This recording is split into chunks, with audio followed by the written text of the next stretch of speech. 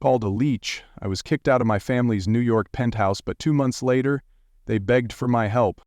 My name is Ethan Carter, 29 years old, born and raised in the heart of Manhattan, where everything runs on two things: money and status. My family had both in spades. My father, Charles Carter, was a seasoned lawyer who stood tall in New York's biggest courtrooms. My mother, Victoria Carter, was a real estate queen with billion-dollar projects. To the outside world, the Carters were the epitome of high society.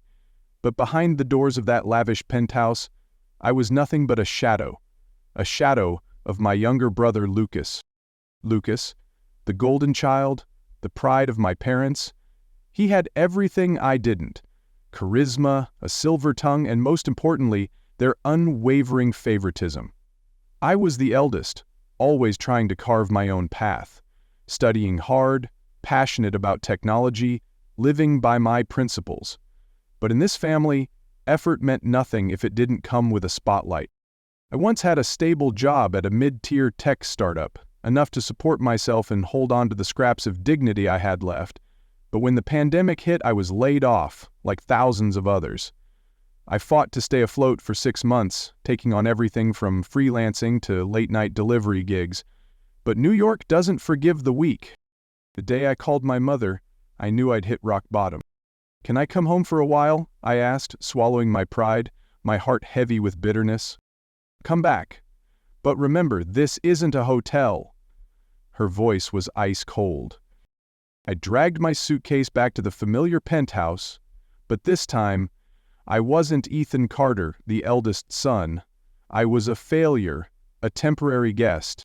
At first, I thought I'd just need a few months to get back on my feet and leave, but the moment I stepped through the door, I realized how naive I'd been. My mother never missed a chance to remind me I was living off them. Every meal was a lecture on morality disguised as concern. "Ethan, did you know?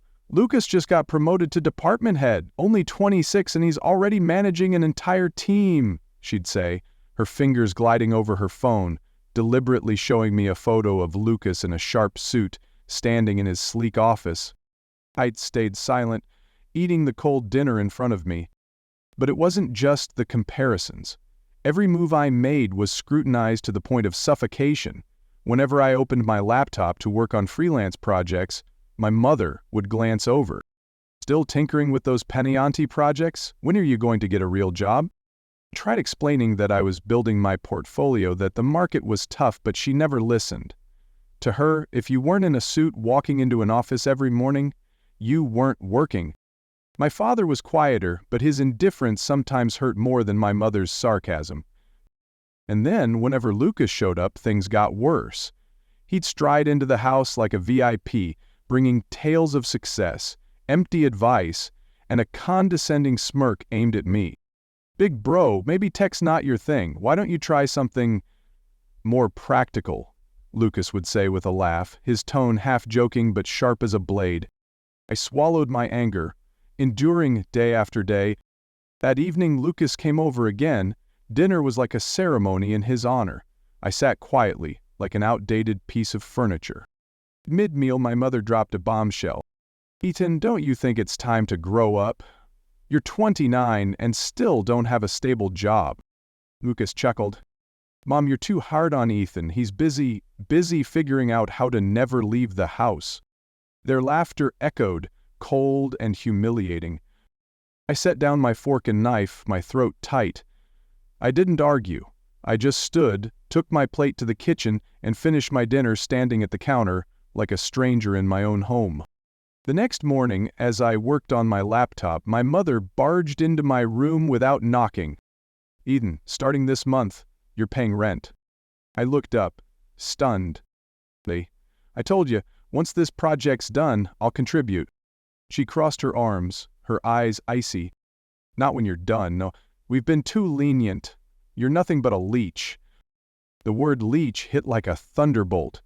Before I could respond, she yanked my suitcase from the closet and threw it at my feet. "Pack your things. Go find somewhere else to live." I stared at her, bitterness rising in my throat. But I didn't beg. I silently packed what was mine, my laptop, a few clothes, and the last shreds of my pride. I walked out of that penthouse in silence, the word LEECH echoing in my ears down the hallway. New York at night had never felt so cold. I stood in front of the building I once called home, with an old suitcase and a backpack holding my entire life. I texted Marcus, the only friend I had left in the city. Need a place to crash for a few days? Marcus replied instantly. I'm over. Doors unlocked. His tiny Queens apartment had little more than a worn-out sofa and a few beers in the fridge, but to me, it was a sanctuary. That night, I lay on the sofa, staring at the ceiling. I didn't cry. I wasn't angry. I just felt empty. The only question in my mind was, how do I break this cycle? The next day, I threw myself into finding freelance work with a frenzy I'd never had before. I took on everything, designing websites, fixing systems for small Brooklyn shops, even helping with IT for a friend's cafe. Some days, I slept only 3 hours, my eyes bloodshot but my mind taut as a wire. The more I worked, the more I realized I was better than they ever gave me credit for. 3 weeks passed in a blur of work. I earned enough to rent a small studio in Brooklyn, peeling paint, creaky windows, but it was mine. No one could kick me out. One evening, while tweaking a website for an art gallery, I got an email from a San Francisco startup. They'd seen my online portfolio and wanted to interview me for a senior web developer position. Remote work? I couldn't believe my eyes. The interview went better than I dared hope. A week later, I received the offer letter. Holding the contract, I laughed, the first real laugh in months. I'd pulled myself out of the mud, without anyone's help. Just 3 weeks after settling into my new job, my phone rang. It was my father. I hesitated, but answered. And sent, "Your mother can't access the bank account. You remember setting up our online banking system, right? It's locked." I remembered perfectly. I was the one who'd built their entire online financial system, banking, taxes, real estate management. Back when I lived at home, I was the tech-savvy idle son, so it naturally fell to me. I sent a single text back, "Ask the LEECH." My phone exploded with notifications. My mother called, texted, even sent a long-winded email about how they couldn't pay their credit cards, electricity, or water bills. I knew I held something I'd never had in my 29 years: control. That evening, my father called again. His usual calm was gone. "Ethan, please help us. We need to unlock the accounts." I replied calmly. "Fine, but first we need to talk about how you threw me out like I was worthless." There was a long silence, as if he was choking on my words. And now it wasn't right, but now, no buts. You need me, so face the truth. I'm not a leech. I kept your financial systems running for 2 years without a single complaint. After another pause, he said, "All right, I'll talk to your mother." 2 days later, they showed up at my tiny studio. For the first time, I saw my mother, Victoria Carter, without her usual arrogance. She bowed her head and muttered, "Ethan, I'm sorry I was wrong." I said nothing, just stepped aside to let them in. I helped them restore their accounts. But before finishing, I set a condition. "From now on, I'm not managing any of your accounts. I'll send detailed instructions. Figure it out yourselves." They agreed. They had no choice. A week after cutting ties with their financial systems, I got a text from my cousin Lily. Guess what? Lucas just quit his Wall Street job. Turns out he's been hiding that he got fired 2 months ago. Ifrus, the golden child of the Carter family, wasn't so perfect after all. Lucas had failed but hid it, still playing the successful son every time he came home.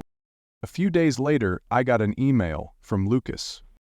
"Ethan, heard you're good with web stuff and startups. I've got a business idea and need tech help. You in?" I smirked and typed, "Thought I was just a leech?" No reply. A month later, my company offered me a transfer to their San Francisco headquarters with a higher salary and better benefits. I didn't hesitate. I wanted to leave New York. a city filled with too much pain. Before leaving, I sent one last email to my parents. I'm moving to San Francisco for work. I hope from now on we can respect boundaries. I'm no longer the son who needs your approval. I'm proud of what I've built. Goodbye. No response, but this time I didn't need one. One windy afternoon in San Francisco, I stood on the balcony of my new apartment, looking out at the bay. My phone buzzed. Lily, the family's reporter. Your mom's complaining about Lucas being jobless and blaming you for not helping him. I texted back, one line. Leeches don't build empires. I turned off my phone and took a deep breath. For the first time in my life, I wasn't anyone's shadow. I am Ethan Carter, the man who wrote his own story.